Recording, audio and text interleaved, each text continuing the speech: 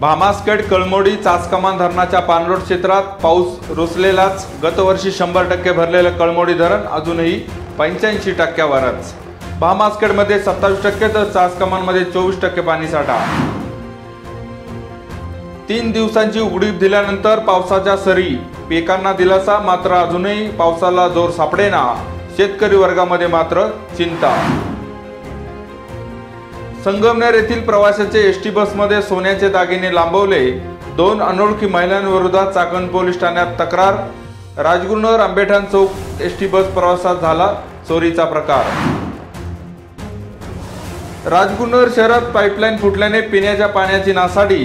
शहरवासियांकडून संतप्त प्रतिक्रिया।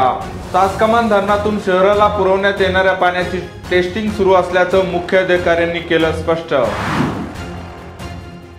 द्वादशीचा उपवास सोडून वारकरी विठुरायाचं दर्शन घेऊन परतीच्या प्रवासाला लाखो भाविकांनी धन्य ती पंढरी म्हणत पांडुरंगाचा घेतला निरोप।